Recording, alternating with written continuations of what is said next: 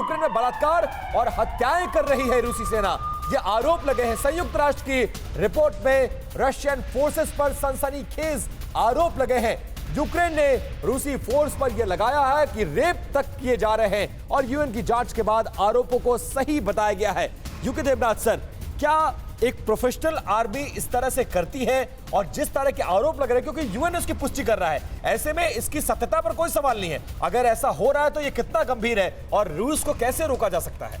विपिन, अगर ऐसा सच में हो रहा है और इसके अगर लीगली वेरीफाएबल तथ्य मिल रहे हैं, प्रमाण मिल रहे हैं, तो ये बहुत दुख और चिंता का विषय है। कोई भी प्रोफेशनल आर्मी इस दुनिया में, खासतौर से वेस्टर्न वर्ल्ड में, अब इस तरह के बिहेवियर में इंडल्ज नहीं होती है। मैं आपको हमारी फौज की बात करता हूं।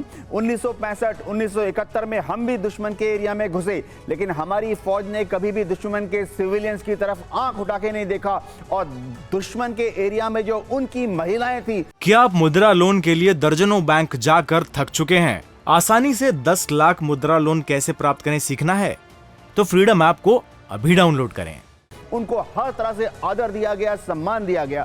तो रूस की फौज अगर ऐसा कर रही है तो मेरे ख्याल से ये रूस की फौज के नैतिक इसी को लेकर यूक्रेन की तरफ से तमाम वीडियोस जारी करते हुए ये बताने की कोशिश की जा रही है कि कैसे सिविलियन सब टारगेट पर आ चुके हैं और किस तरीके से लोगों पर वार हो रहा है। एक रिपोर्ट का जो हम बात कर रहे हैं उसके बारे में इंफॉर्मेशन दे दें, क्योंकि यूएन की रिपोर्ट में रूस की सेना पर ये संगीन आरोप लगाए गए हैं। आरोप क्या है जरा देखिए। पुतिन की फोर्स पर सवाल उठाया जा रहा है। यूक्रेन की धरती पर वॉर क्राइम किया जा रहा है। साथ ही ये भी कि मानवता की अनदेखी हो रही है। साथ ही युद्ध के नियमों को कैसे तार तार किया जा रहा है, इस रिपोर्ट में इसको लेकर भी जिक्र किया गया है। यूक्रेनी नागरिकों को गंभीर यातनाएं दी जा रही है और सबसे बड़ी बात, महिलाओं के साथ रेप किया जा रहा है और परिवार के सामने ऐसा हो रहा है और किस तरीके से ह्यूमिलिएट किया जा रहा है। यहां तक कि यूक्रेनियन राइफल से भी उन्हें पीटा गया है। अब बिजली के झटके भी दिए गए हैं। ये तमाम आरोप लगाए गए हैं। हालांकि ये भी कि 4 साल की बच्चियों को भी नहीं बख्शा जा रहा। 80 साल की बुजुर्ग महिलाओं के साथ भी दुष्कर्म किया जा रहा है।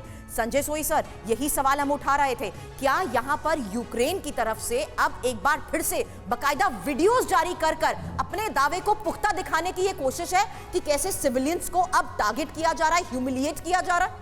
नहीं, मैं देवनाथ सर से बिल्कुल सहमत हूं कि कोई प्रोफेशनल आर्मी ऐसा नहीं करती है।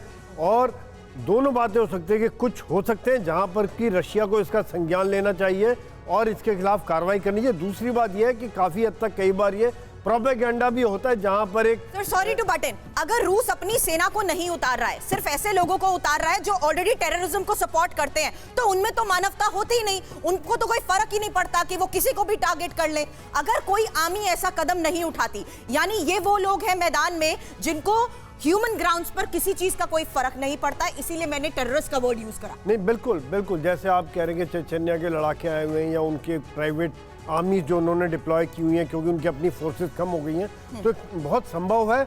और ये है तो बहुत गलत है, जो कि जैसा कि देवनाथ सर ने बताया था कि ये मानवता के खिलाफ है और इसके खिलाफ जिस प्रकार में यूएन में गई है खबर, इसके खिलाफ संज्ञान लेना चाहिए और पूरी दुनिया को इसके खिलाफ आवाज उठानी चाहिए। मुझे इसमें कोई शक नहीं है। क्या आप मुद्रा लोन के लिए दर्जनों बैंक जाकर थक चुके हैं? आसानी से 10 लाख मुद्रा लोन कैसे प्राप्त करें सीखना है तो फ्रीडम ऐप को अभी डाउनलोड करें।